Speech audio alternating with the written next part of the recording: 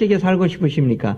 그렇다면 두려워하지 마시고 세상을 향해서 요단강을 향해서 법궤를 어깨에 메고 가슴에 새기고 그 세상을 향해서 발걸음을 옮겨 보십시오. 그러면 여호와 하나님께서 여러분들을 위하여 그 길을 열어주시고 여러분들에게 참된 기쁨과 생명을 허락하여 주실 것입니다. 우리는 여호와 하나님의 말씀을 듣고 깨닫고 그 말씀대로 살아가는 성도들입니다. 먼저 우리는 들어야 하고 들은 내용은 반드시 깨달아야 합니다. 그리고 깨달은 대로 우리는 살아가야 합니다. 오늘 본문을 통하여 여호수아는 첫째 우리 자신을 성결하게 하라고 선포합니다. 우리가 성결할 때 우리는 하나님께서 우리에게 행하시는 모든 능력을 체험할 수 있게 됩니다. 우리 자신을 성결하게 하는 것은 구약식으로 말하면 몸을 깨끗이 씻어라. 우선 깨끗이 씻어야 합니다. 그리고 각종 부정한 것들을 멀리하라. 하나님의 뜻을 기다리며 하나님의 말씀이 내 삶에 임할 때 그 길을 걸어가라. 이렇게 받아들일 수 있습니다. 한마디로 요약하면 몸을 씻고 마음을 정결하게 하여서 하나님께서 지시하실 그 명령을 기다리는 것, 그리고 그 명령을 받아들이는 것, 그리고 그 명령대로 살아가는 것이 우리 삶을 성결하게 하는 것이라고 말할 수가 있습니다. 성결하다는 말은 우리가 아는 것처럼 성스럽고 순결하여 거룩하다는 말입니다. 즉 하나님의 마음을 갖고 있다는 것을 의미합니다. 이 말을 우리는 다른 의미로는 정결하다는 말, 청결하다는 말로 받아들일 수가 있습니다. 하나님처럼 순수하고 깨끗한 마음을 갖는 것을 의미합니다. 마태복음 5장 8절에 여러분들이 잘 아시는 팔복음서 중에 한 구절은 이렇게 기록되어 있습니다. 마음이 청결한 자는 복이 있나니 그들의 하나님을 볼 것이며, 우리는 우리의 마음이 맑고 깨끗하여서 하나님의 마음을 회복할 수 있을 때 우리 안에 계신 우리와 함께 하시는 하나님을 볼 수 있다는 사실을 반드시 기억해야 합니다. 여호수아는 오늘 본문에서 우리가 하나님께서 우리와 함께 계셔서 자신의 일을 하실 수 있도록 우리에게 하나님의 마음을 가지라고 부탁합니다. 우리 마음이 청결할 때 우리는 하나님 앞에 기이한 기적으로 자신의 능력을 드러내시는 하나님을 볼 수 있고 믿을 수 있고 체험할 수 있게 됩니다. 제가 오늘 오전에 성경 세례 받으시는 분들을 공부를 하면서요, 그런 말씀을 전했습니다. 저는 여러분들에게도 늘 전했습니다만 제 삶은 100% 기적입니다. 저는 앞을 봐도 뒤를 봐도 기적 이외에는 제 삶을 설명할 수가 없습니다. 그 두 가지 기적의 원인이 첫째는 어머니의 눈물 어린 기도고 두 번째는 저를 불쌍히 여기시는 하나님의 은혜라고 생각합니다. 여러분들, 이 두 가지는 모든 일을 가능하게 만듭니다. 여러분들 가슴 아픈 일이 있습니까? 하나님께 기도하십시오. 그러면 은혜의 하나님께서 여러분들의 아픔을 어루만져 주실 것입니다. 여러분들 어떤 일을 시도하기 위해서 준비하고 계십니까? 기도하십시오. 우리의 간구를 들어주시는 하나님께서 여러분들의 삶을 가장 평탄한 길로 인도하여 주실 것입니다. 여러분들 몸이 아파서 고통스러워하고 계십니까? 지금 이 순간 기도하십시오. 여러분들의 아픔을 아시는 여호와 하나님께서 여러분들의 모든 질병을 깨끗이 씻어 주실 것입니다. 믿는 자에게는 능치 못함이 없다고 예수 그리스도는 우리에게 가르쳐 주셨고, 전능의 하나님께서 우리를 불쌍히 여기실 때 우리의 모든 삶은 기적으로 이루어져 있다는 것을 발견하게 되고 매 순간 여호와 하나님이 나와 함께 하시고 계신다는 사실을 체험할 수 있게 됩니다.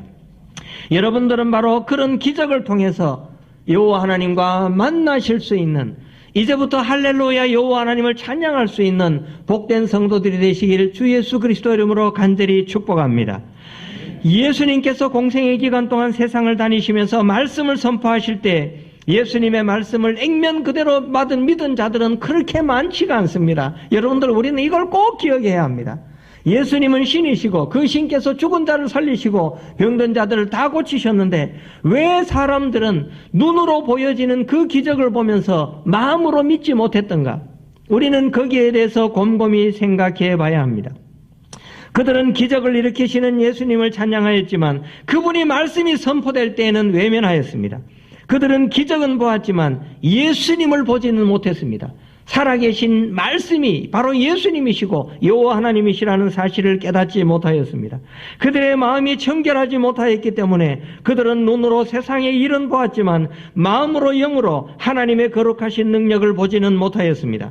그리고 세상에 현혹되어서 언제나 어디서나 두려워하다가 하나님이 주실 모든 축복을 놓쳐버렸습니다. 망설이다가 머뭇거리다가 두려워하다가 이 세상을 잃어버린 사람들이 얼마나 많이 있습니까? 영의 눈으로 보지 못했기 때문에 우리는 그 사람의 마음을 알지 못한 채 가슴 아프게 세상을 향해서 등을 돌리는 얼마나 많은 사람들을 우리는 보면서 살아가고 있습니까? 현재 우리의 삶은 요단강을 건너기 전 광야에서 살던 이스라엘 백성과 같을지도 모릅니다. 세상은 온통 혼탁하고 말세가 도래한 것처럼 보입니다. 이때 우리는 하나님께서 우리를 위하여 예비하신 약속의 땅, 즉 방주로 들어가야 하는데 그 조건이 바로 하나님 앞에 성결한 마음을 갖는 것입니다. 우리가 성결한 마음을 갖게 될 때 우리는 우리와 함께 하시는 하나님을 볼 수 있게 되고 우리는 그 하나님의 인도하심을 통해서 약속의 땅으로 들어갈 수 있게 됩니다. 성결한 마음을 가진 우리는 두 번째로 요단강가에 이르면 요단강으로 언약궤를 메고 들어서야 합니다. 여러분들, 기적을 체험할 수 있는 길이 두 가지라고 이야기했는데요. 하나는 우리의 간절한 마음입니다. 하나님의 마음, 이 간절한 마음, 이 마음만 있으면 저는 이미 두 번째 모든 일들은 다 이루어졌다고 생각합니다. 내 마음이 간절한 기도로 가득 차 있을 때, 내 삶이 말씀으로 이루어져 있을 때, 그때 우리는 이미 내 안에 계신 하나님을 체험할 수 있고 그분이 내 안에서 역사하시며 나에게 들려주시는 모든 그분의 음성을 들을 수가 있게 되고 그때 우리는 주님께서 나를 위하여 예비하신 평안한 길을 걸어갈 수 있게 되기 때문입니다. 그때부터 우리 삶이 기적으로 이루어지게 되는데요. 하나님께서는 두 번째 구체적인 말로 이렇게 이야기합니다. 성결한 마음을 가지고 있다면 이제부터 너희들은 성결한 마음을 가지고 있다는 것을 삶으로 증명해 보이라, 그렇게 요구를 하십니다. 두 번째는 바로 증명을 요구를 합니다. 저는요, 살면서 많이 느끼는데요, 정말 우리 삶은 증명해야 됩니다. 사랑한다면 증명을 해야 됩니다. 내가 행복하다면 증명을 해야 됩니다. 내가 여호와 하나님을 내 가슴 속에 영접하고 있다면 내 삶이 그것을 증명해야 됩니다. 증명하지 못하는 것은 아무런 의미가 없습니다. 말로만, 생각으로만 하고 있는 것은 의미가 없다는 뜻입니다. 내 삶이 그 내용들을 드러내어야 한다는 뜻입니다. 이것이 바로 증명입니다. 우리가 요단강가의 그 증명이 바로 말씀의 언약궤를 메고, 그때는 이거 언약궤는요, 여러분들 아마 구약을 통해서 우리 전 다 배웠습니다만은 언약궤를 제사장들이 메고, 그저 하나님의 말씀이 들어있는, 십계명이 들어있는 그 법궤가 들어있는 그 언약궤를 메고 가마에 이렇게 얹어가지고 메고 강물이 넘실대는데, 우리 성경에 다시 나옵니다만은 그때는 추수 때가 되어가지고 강물이 물에 막 넘치는데 출렁출렁 넘치면서 거기 들어가면 죽을 걸 뻔하게 알면서 여호와 하나님이 나와 함께 하신다는 그 믿음만으로 그 죽음을 향해서 내가 발을 옮겨 놓아야 한다는 뜻입니다. 죽음을 향해서, 죽을 것이라는 것을 각오하고 내가 그곳을 향해서 발걸음을 옮기는 것, 이것이 바로 증명하는 일이라고 가르쳐 줍니다. 오직 말씀에 의지하여서 우리를 가로막고 있는 위협과 공포 그리고 협박을 두려워하지 않고 강하고 담대한 마음으로 맞서면서 오직 언약의 궤, 즉 성경에 의지하여서 우리는 그 죽음과 같은 고통 속으로 우리 자신을 던져야 한다는 뜻입니다. 에스더 4장 16절에는 죽음을 앞둔 아수에로 왕의 왕후였던 에스더의 고백이 나옵니다. 그녀는 자신과 이스라엘 백성들이 하만의 관계로 몰살당할 처지에 놓이게 되자 그들에게 어떻게 부탁합니까? 너희들은 3일 동안 먹지도 말고 마시지도 말고 밤낮 간구하여서 여호와 하나님께 기도해달라, 그렇게 부탁합니다. 그리고 이 에스더도 그렇게 말합니다. 나도 너희들과 똑같이 사흘 동안 먹지도 않고 마시지도 않고 온전히 여호와 하나님께 기도하겠다. 그리고 난 다음에 내가 죽을 각오를 하고 왕에게 나아가겠다, 그렇게 이야기합니다. 우리가 잘 아는 그 내용입니다. 당신은 가서 수산에 있는 유다인을 다 모으고 나를 위하여 금식하되 밤낮 3일을 먹지도 말고 마시도 마소서. 내가 나의 시녀와 더불어 이렇게 금식한 후에 규례를 어기고 왕에게 나아가리니 죽으면 죽으리이다 하니라. 여러분, 두 명이 모여서 기도하는 곳에 여호와 하나님이 함께 하신다고 약속하셨습니다. 우리가 기도할 때 죽으면 죽으리라 이런 각오로 기도하는 것, 이것이 바로 법궤를 메고 요단강 안으로 들어가는 것을 의미합니다. 여러분들, 사람은요, 믿음의 길에서 벗어날 수 있는 수많은 이유들을 가지고 있습니다. 우리가 살아가면서 만나는 모든 것들이 이유가 됩니다. 저는 그렇게 믿고 있습니다. 어떤 이유냐? 하나님을 떠날 이유라는 것을 의미합니다. 전번에도 말씀드렸지만 주일날 교회 안 갈 일들이 얼마나 많이 있습니까? 수없이 많은 이유들이 있습니다. 오전 예배만 보고 오후에 떠날 이유들이 얼마나 많이 있습니까? 수없이 많은 이유들이 있습니다. 그리고 조금만 아파도 우리는 이유를 대면서 내가 해야 할 일에서부터 벗어나는 경우들이 얼마나 많이 있습니까? 이걸 어떻게 보면 이유 같지 않은 이유들, 이 이유가 정말 소중한 이유보다 더 중요한 이유가 되어서 우리 삶을 헛된 길로 인도하는 경우들을 우리는 얼마나 많이 봅니까? 우리 인생이 잠깐 있다 없어지는 안개와 같고, 우리가 우리 삶에 정말 소중한 것이 무엇인가를 명백하게 깨닫는다면 분명히 우리는 지금 내가 이 자리에서 해야 될 일을 할 수밖에 없을 겁니다. 그렇지만 우리에게 살아갈 날이 많다고 생각하고 느껴지고, 그리고 이것보다 더 소중한 이유들이 있다고 우리가 잘못 판단하기 때문에 우리는 언제나 여호와 하나님으로부터 멀어지는 것이 아닙니까? 그리고 그 여호와 하나님께서 우리에게 부탁하신 그 삶으로부터 벗어나서 내 뜻대로 세상을 살아가는 것이 아닙니까? 그렇다면 우리는 이제부터 성령이 내 안에서 역사하시고 내가 그분의 참된 사랑하는 자녀가 되기 위해서 어떻게 살아야 하는가, 다시 한번 우리는 우리 자신을 돌아봐야 합니다.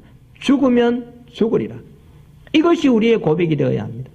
여러분들, 위대한 신앙의 선지자들을 보면요, 평탄하게, 나서부터 죽을 때까지 평탄하게 살다 간 사람은 거의 없습니다.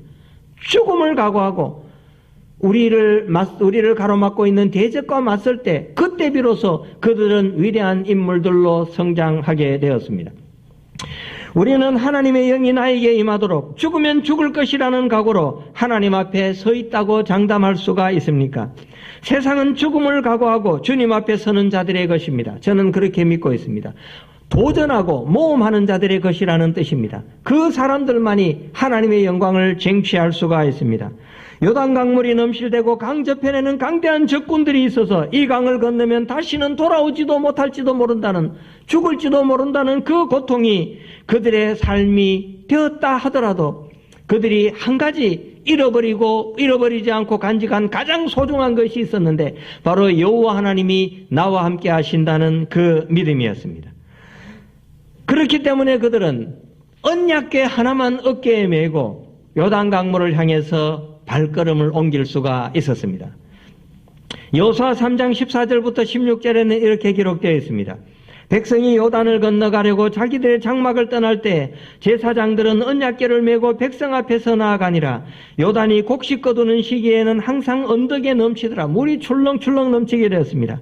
궤를 맨 자들이 요단에 이르러 궤를 맨 제사장들의 발이 물가에 잠기자 곧 위에서부터 흘러내리던 물이 그쳐서 사르단에 가까운 매우 멀리 있는 아담 성읍 변두리에 일어나 한 곳에 쌓이고 아라바의 바다 여매로 향하여 흘러가는 물은 온전히 끊어지매 백성이 여리고 앞으로 바로 건널새 여호와의 언약궤를 맨 제사장들은 요단 가운데 마른 땅에 굳게 섰고 그 모든 백성이 요단을 건너가기를 마칠 때까지 모든 이스라엘은 그 마른 땅으로 건너갔더라. 이렇게 기록되어 있습니다.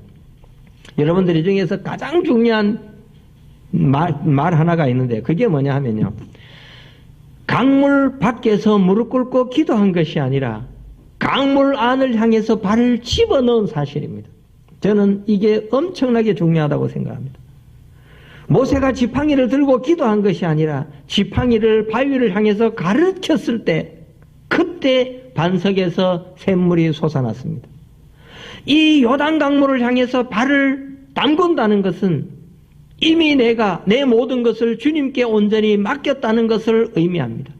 이제는 더 이상 좌로나 우로나 돌아보지 않고 내가 죽는다 하더라도 후회 없이 이 길을 걸어가겠다는 강력한 믿음의 결단이 그 속에 담겨 있습니다. 그때 요단 강물이 갈라졌습니다.